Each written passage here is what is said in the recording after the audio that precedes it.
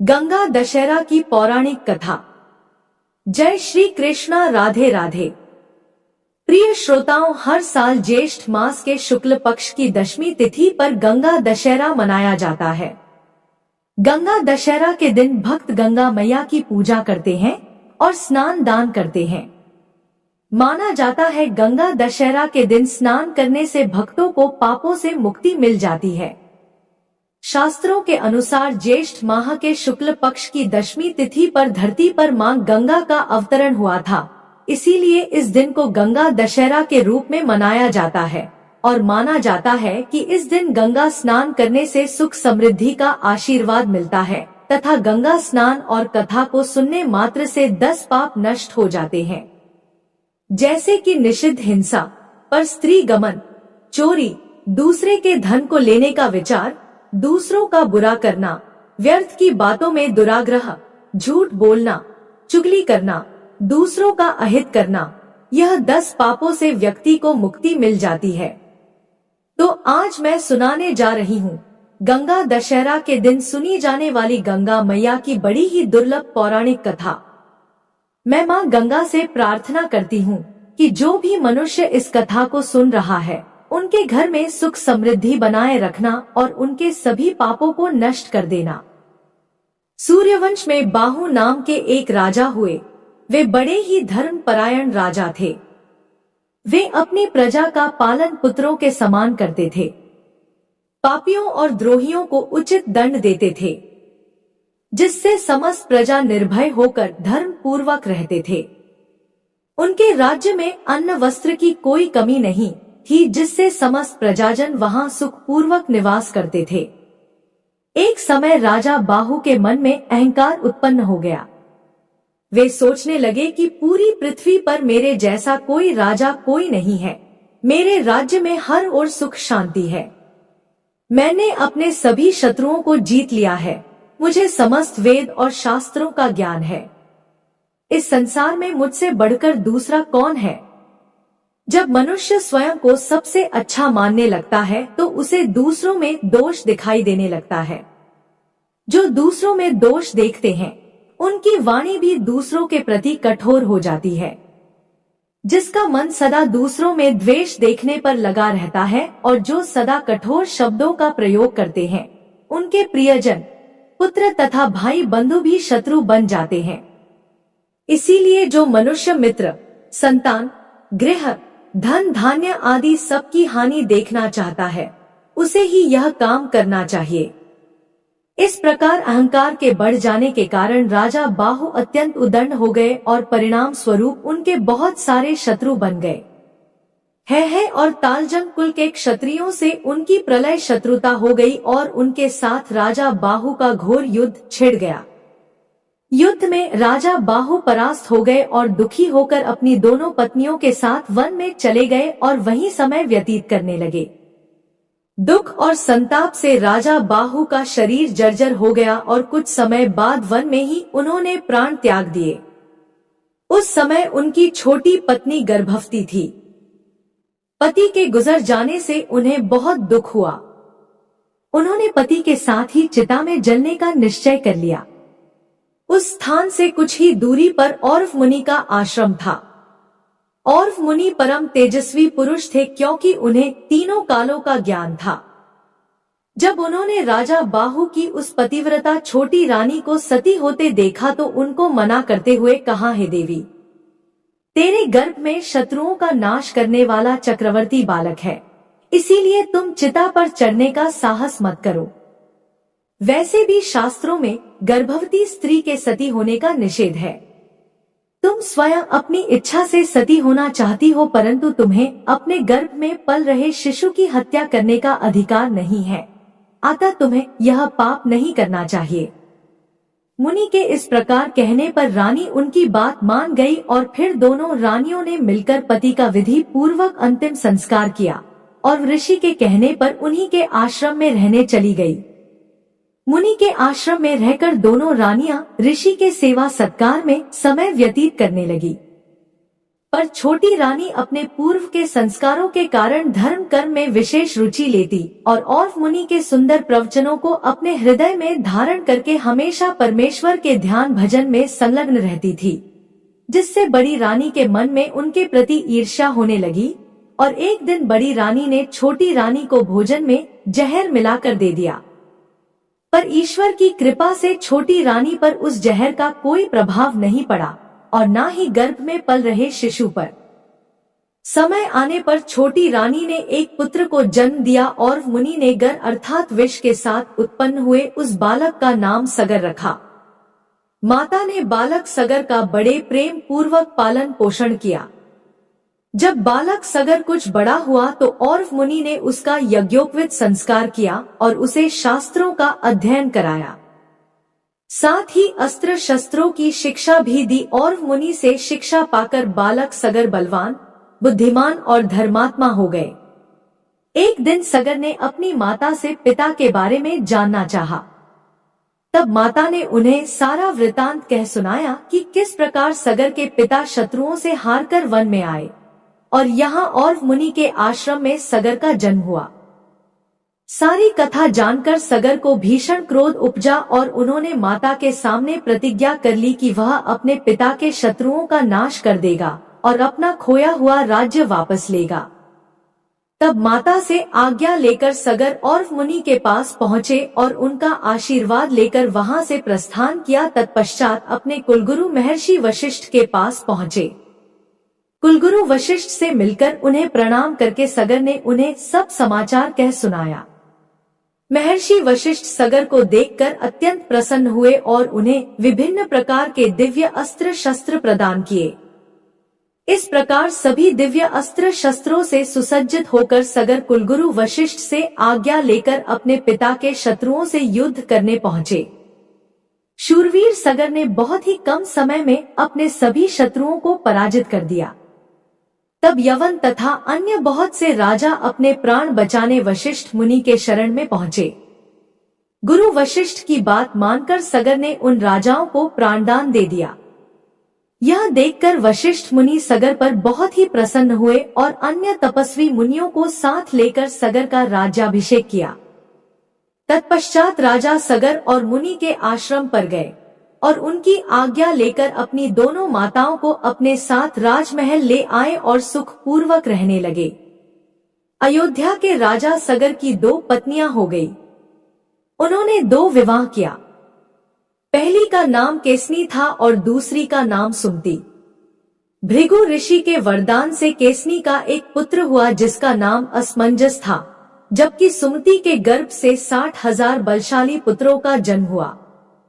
एक बार गोकर्ण तीर्थ में राजा सगर ने अश्वमेघ यज्ञ का आयोजन किया।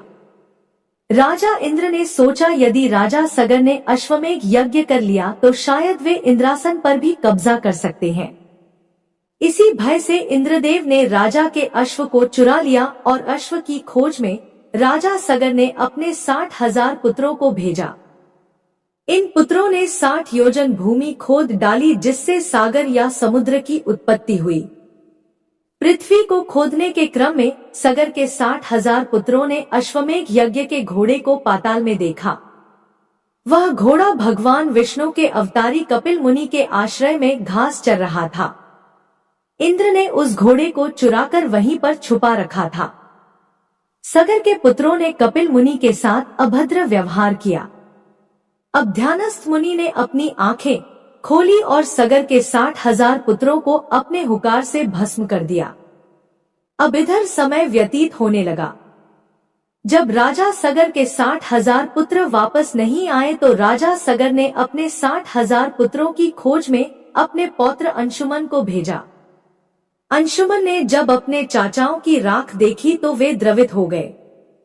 ब्रह्मा ने अंशुमन से कहा, देवी गंगा को आकाश से पृथ्वी पर उतारने का यत्न करो, वही सगर के 60,000 पुत्रों को मुक्ति प्रदान करेंगी। राजा अंशुमान गंगा को आकाश से पृथ्वी पर लाने के लिए तपस्या नहीं कर सके।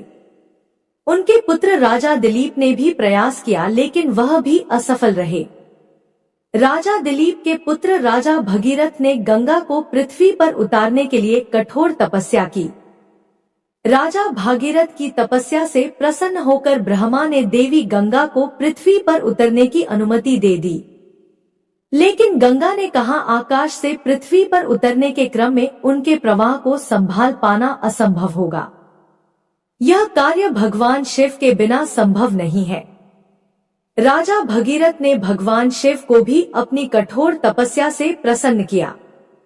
भगवान शिव ने गंगा को अपनी जटाओं में उतारने का निर्णय कर लिया। जब गंगा आकाश से शिव की जटाओं में उतरने लगी तो उनके दर्प को देखकर शिवजी ने उन्हें अपनी जटाओं में धारण कर लिया। राजा भगीरथ के द्वारा भगवान शिव की एक बार फिर पूजा करने के बाद भगवान शिव ने गंगा को बिंदु सरोवर के पास अपनी जटाओं से निकाल दिया। बिंदु सरोवर से गंगा की 7 धाराएं निकली। गंगा की जो 3 धाराएं पूर्व की ओर निकली उनका नाम जानवी, पावनी और नलिनी पड़ा। नलिनी नदी को ही आज हम ब्रह्मपुत्र नदी के रूप में जानते हैं। पश्चिम दिशा की ओर गंगा की 3 अन्य धाराएं निकली जिनका नाम सुचुच, सीता और सिंधु पड़ा। दक्षिण दिशा की ओर स्वयं गंगा राजा भगीरथ के पीछे पीछे चली। मार्ग में गंगा के प्रवाह को देखकर तपस्वी महामुनि जनों क्रोधित हो गए क्योंकि वे तपस्या कर रहे थे। गंगा के प्रभाव से उनकी तपस्या में विघ्न आ रहा था तो उन्होंने गंगा को पी लिया। राजा भगीरथ के अनुरोध करने पर महामुनि जनों का क्रोध शांत हुआ और उन्होंने गंगा को अपने कानों के छिद्र के रास्ते प्रवाहित कर दिया। इसी वजह से गंगा का नाम जानवी भी पड़ा।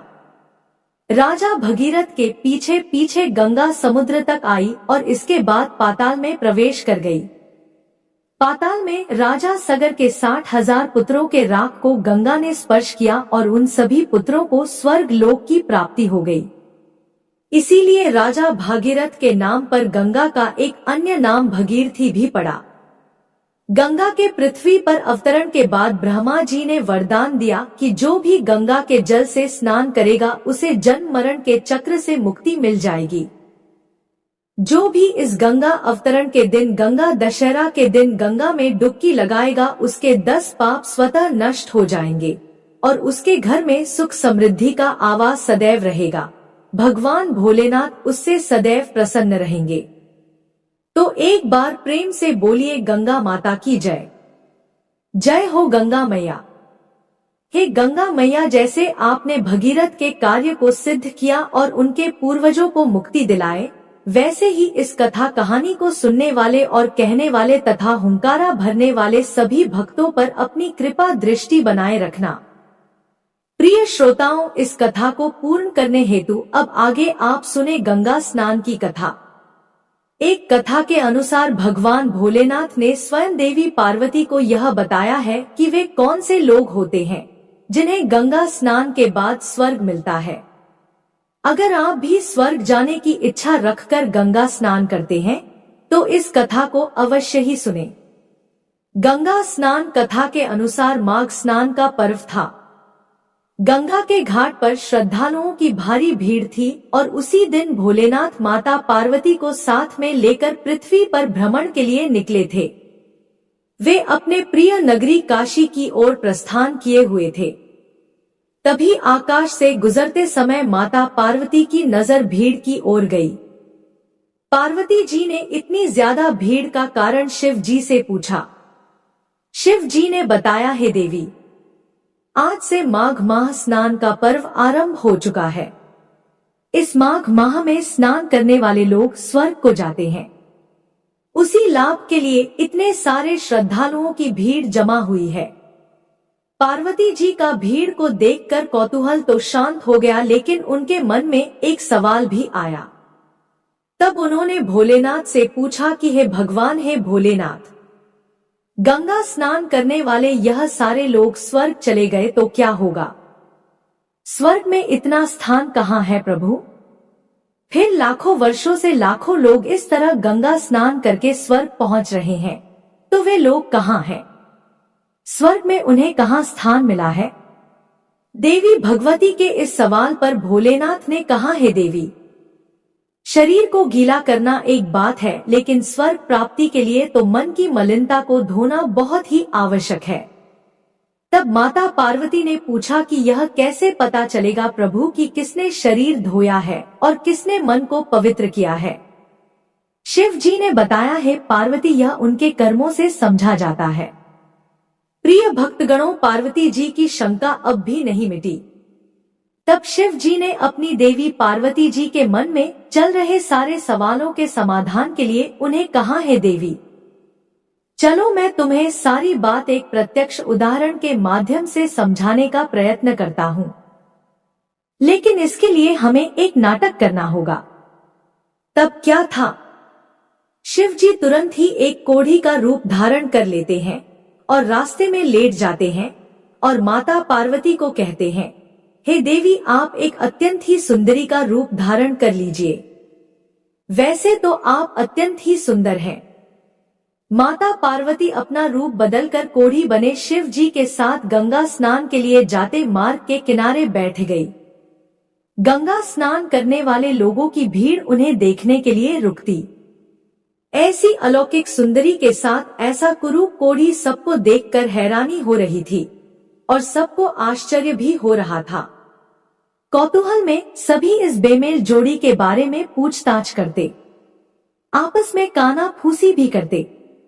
माता पार्वती जी शिव जी द्वारा रटाया विवरण उन्हें सुनाती रहती। देवी पार्वती सभी को यह बताती कि यह कोढ़ी मेरा पति है। गंगा स्नान की इच्छा से हम यहाँ आए थे।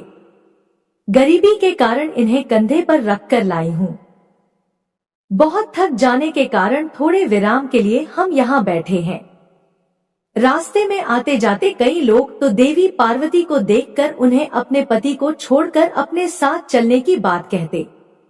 अब उनकी बातें सुनकर माता पार्वती को बहुत क्रोध आता था, लेकिन शिव जी ने उनसे शांत रहने का वचन जो ले लिया था, इस कारण माता पार्वती को ना चाहते हुए भी शांत रहना पड़ता। माता पार्वती यह सब बातें सुनकर सोच रही थी कि भला ऐसे लोग गंगा स्नान के लिए आते हैं, वे स्वर्ग जाने की कामना रखते हैं, जबकि ऐसे लोग किसी दूसरी स्त्री पर नजर गड़ाए रखते हैं। क्या ये स्वर्ग के अधिकारी हैं? माता पार्वती के चेहरे की निराशा देखने लायक थी।